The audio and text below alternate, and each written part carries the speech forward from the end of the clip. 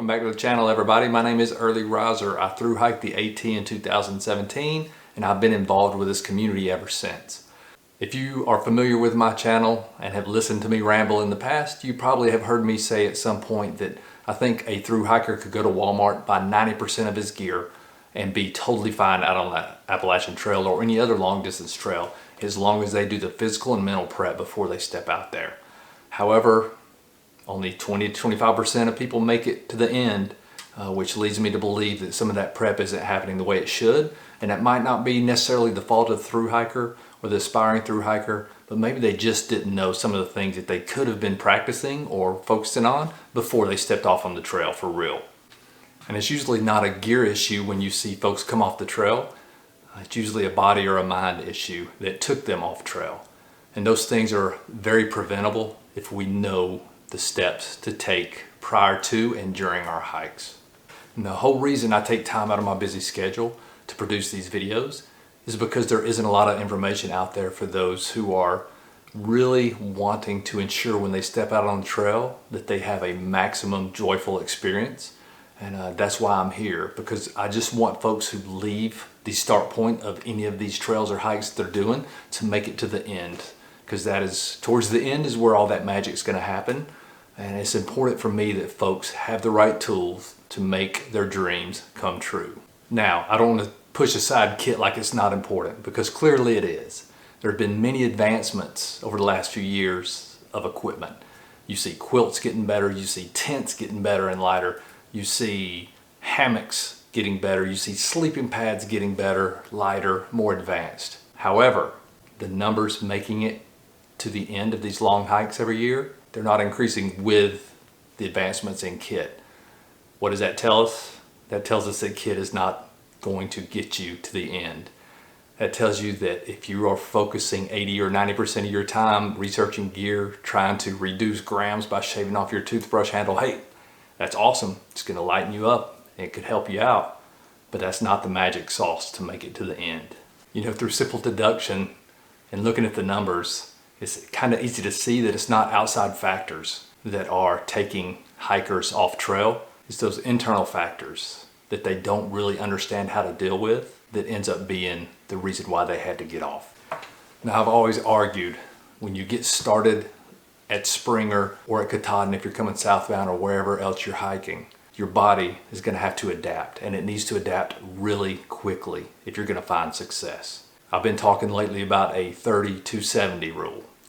The 30 being 30 miles to Nils Gap. This is a key point in most people's thru hike, and this is where they start realizing this sucks. This is much harder than I thought it was going to be, and they decide to go ahead and end their hike before or at Nil Gap. And then you got the 270 rule, and this is the hot springs rule. This is the one that I heard about when I was out there. If you just make it a hot spring, you increase your chances of success exponentially of getting to Katahdin. And I believe that's true. So our goal here, our goal with this channel is to give you some tools to get you to that 30 point where you can look back and say, wow, I did this first 30 and those first 30 are really hard. Now we got to get to the 270, because once I get there, nothing can stop me. So how do we adapt fast on the trail? Well, I argue that the adaptation to the trail should have started long before you ever step foot on the trail. And here's the secret sauce. There's certain things when it comes to recovery that are the laws, that are your superpowers, that only you control. And the one we're going to talk about this week is sleep. And I know I'm looking at this camera right now and I know everybody's saying, well, of course, ER, I know sleep's important. But my question back to you is, how are you ensuring that you get the required amount of sleep every night? The kind of sleep that's going to recover not only your body, but your mind as well. Because if you're not hitting those stages of sleep every night, especially up front, things are going to start compounding on you. The mental strain is going to become really tough. The body's not healing right. And all of that's going to lead you to a conclusion that maybe getting off the trail would be a better choice than staying on the trail. That's clearly not what we want. So what do we know about sleep? Outside influences easily disrupt our sleep patterns, especially on the trail. And especially up front. This is why it's so important to prep before you get out there. The fear of being in your tent at night or in the shelter, hearing all the noises of the woods, knowing that it's a bear coming for you. The anxiety of, oh my God, what did I get myself into? The joyful emotions of, hey, I'm finally here. I'm heading northbound, all of these things will interrupt those sleep cycles and start robbing you of the regeneration that you've got to have to stay on trail.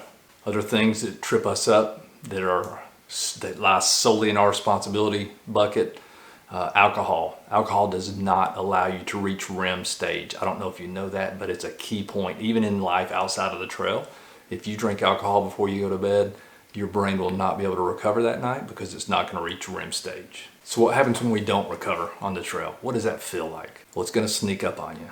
Yep, there's going to be days you wake up and it's very obvious that you don't feel good. It's going to be very obvious that your mind is blurry and you just don't feel like hiking. But what I would argue is you're already deep into a couple of days of probably not sleeping good by the time you reach that. And things have been compounding that you probably haven't noticed that has led you to that point. That point is kind of dangerous because I would argue it's that point that you see hikers. That's where their minds and their why they're out on the trail starts breaking down a little bit. So the goal is we need to back up a little bit, a few days, and start recognizing some of these things before we get to that point. Because at that point, we start losing control over some of our more cognitive thinking power, and we might make a decision that we regret. And I think the bottom line, and building off some of the things that we've talked about over the last few weeks, when you don't get enough sleep and those mental barriers start breaking down, your internal demons, they're going to find you much easier. For my 4 tips for getting better sleep up front, you got to practice. Bottom line, you got to practice. Like anything in life, you have to practice. Get your tent, get your sleeping pad, get your sleeping bag or quilt, go out in the backyard and sleep. Minimum 10 to 15 times in similar conditions before you get out there. Practice your setup, practice staying out in the cold, practice wearing certain layers, practice hearing noises around you, and last but not least, I would say practice sleeping with earplugs in. Some people have a really hard time with that for some reason, but I will tell you it will save your hike because all those little noises that are reaching your ears at night, they keep you awake whether you know it or not. Unconsciously, they affect you. So dulling those noises out is a great way to get better sleep. Tip number 2, create a pre-camp or pre-sleep routine in camp every night and stick to it the entire time on the trail. Why? Because it's going to relieve anxiety that might keep you up at night or might not let you get that sound sleep. Obviously, gather your water that you're going to need for the morning so you don't have to get up and worry about it. Go dig a cat hole. If you're not near a shelter and you're not going to use a privy, go dig a cat hole prior to. So if you got to wake up and go, you already have all that sorted out. And again, it takes worry off of your mind during the night. And then stay away from shelters if at all possible. Stay in your tent so you can avoid those snorers, because the people who snore are going to interrupt that deep sleep that you need to recover both your body and mind. Now, I know we got some shelter dwellers out there, and that's okay. But if you do, you dang sure better have some earplugs in. And you better have ways to compensate for those people snoring around you. And that leads me to tip number 3, sleep in your tent. When it's really cold out there, for those starting in February and March, your tent is going to give you a couple of extra degrees, no doubt. Sleep in your tent. If you're scared to sleep alone, sleep near the shelter, just sleep in your tent. It's going to give you, those shelter floors get really cold, and every time you get cold and it wakes you up, you're not hitting those deeper stages of sleep. That's going to affect your recovery. And maybe most importantly, if staying away from the shelters and sleeping in your tent, you don't have rodents running all over your face at night while you're trying to sleep. And let me tell you, once one of them does it one night, you will not sleep sound the rest of the night because you're just waiting for it to happen again. And every little sound that hits your eardrums has to be a rat that's about to run over your face. So sleep in your tent. Don't keep food in there so the rats don't want to chew their ways through. You'll get a much more sound and useful recovery time of sleep during that night. And last but not least, this is going to sound kind of mushy to some of you, but I'm dead serious when I say this. Either write down or just think about 2 things that you're proud of, that you accomplished the day that just passed. What this does is start getting positive energy flowing back through your mind and body once again. It starts reducing levels of cortisol because it's releasing good chemicals throughout the bloodstream. And this is going to help you relax, feel a sense of pride in your accomplishments, and get to sleep a little bit easier and also a little bit deeper. So simple things like gratitude, looking around and just being in awe of where you're at, and then telling yourself, I'm proud of myself for 2 things every day will help you get better sleep and help you become more recovered so you feel better in the morning. All right, y'all, that's it for this week. If you found any value in this video whatsoever, hit the like button, leave me a comment down below, and most of all, subscribe to the channel so we can move forward together and I can understand how big the community is and where we need to go with it. If you have any questions or something you want me to cover in future videos, leave them down in the comments as well. I'm open to anything, especially if we're talking about recovery and mental preparation and mental performance when you're on the trail. Those are the things, folks, that are going to save your hike and make you successful. The gear, it exists, it's important, but it's not going to make or break your hike. This right here will.